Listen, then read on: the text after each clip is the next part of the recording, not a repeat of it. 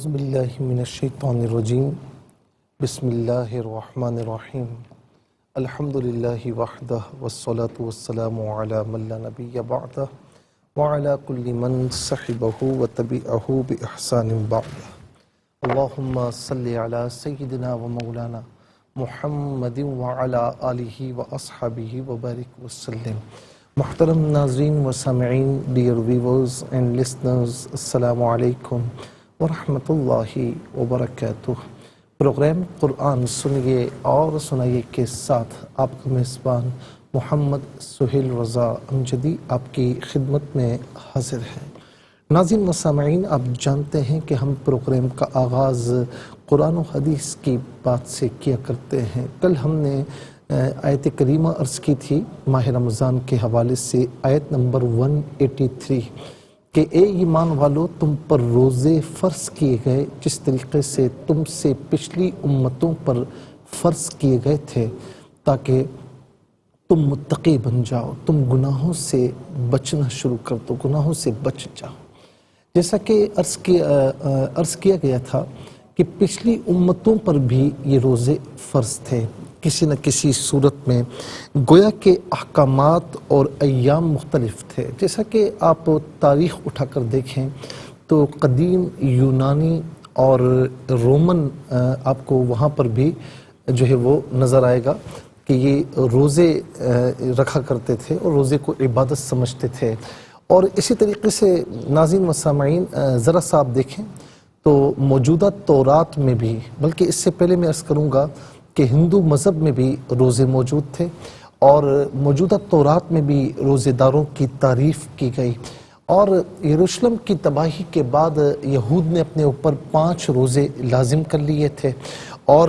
موجودہ جتنی بھی اناجیل ہیں، انجیلیں ہیں، وہاں پر بھی آپ دیکھیں کہ روزے کو عبادت کہا گیا۔ تو گویا کہ ہر امت پر، تمام امتوں پر کسی نہ کسی طریقے سے جو ہے وہ تھے، کہیں شکرانے کے طور پر تھے، کہیں جو ہے وہ توبہ کے طور پر تھے، کہیں کفارے کے طور پر تھے، لیکن بہرحال روزے موجود تھے۔ اور فرمایا کہ یہ تم پر پہلی مرتبہ فرض نہیں کیے گئے۔ ظاہر ہے کہ ناظرین یہاں پر ایک چیز اور بھی ہے کہ میں نے کل بھی عرض کیا تھا کہ آپ دیکھیں کہ یہ نماز، زکوٰۃ، پھر اس کے بعد روزے فرض کیے گئے۔ تو نماز ظاہر ہے کہ اتنا سخت حکم نہیں ہے، تو اس کو پہلے جو آسان حکم تھا اسے نازل کیا گیا، اللہ رب العالمین نے اسے فرض فرمایا۔ پھر ظاہر ہے کہ نماز کیا کرنا ہے کہ وضو کرنا ہے اور چند اراکین ادا کرنے ہیں، اللہ کی بارگاہ میں جھکنا ہے، یہ نماز ہے۔ اور پھر اس کے بعد تھوڑا مشکل کام تھا کہ رقم نکالنا مشکل ہوتی ہے، اپنا مال نکالنا مشکل ہوتا ہے، تو پھر زکوٰۃ کو فرض کیا گیا۔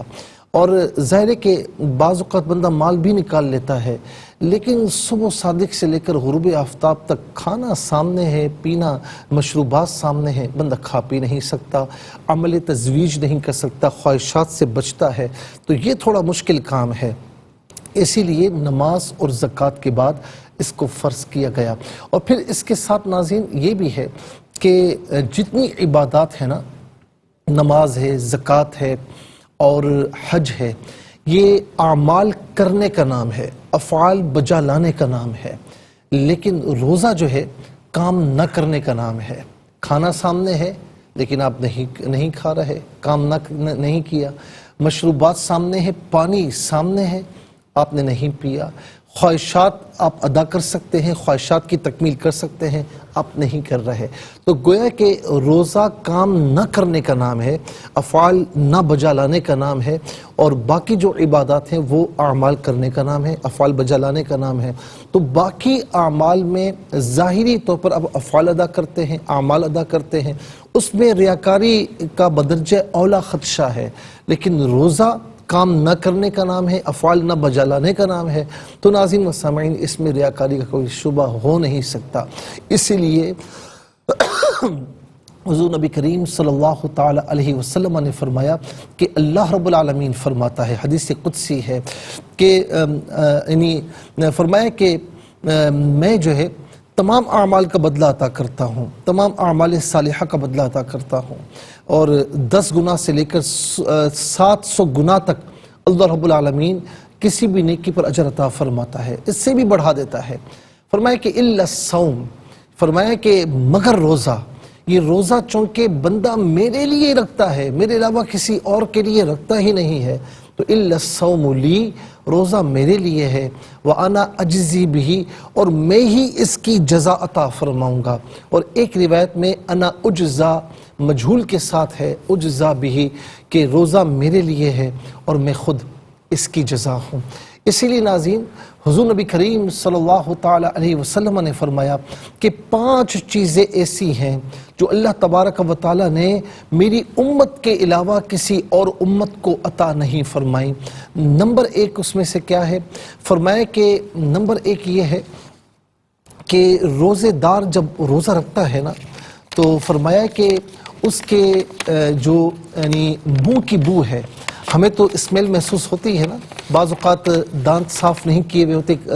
ڈیوریشن گزر چکی ہوتی ہے، تو فرمایا کہ تمہیں تو بو محسوس ہوتی ہے، لیکن اللہ کے نزدیک جو ہے وہ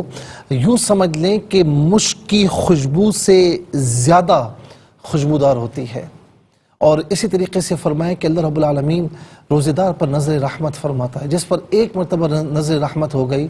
وہ سے جہنم کی آگ نہیں چھوئے گی۔ فرشتے اس کے لیے استغفار کرتے ہیں، اور فرمایا کہ جنت سے کہا جاتا ہے کہ مستعد ہو جا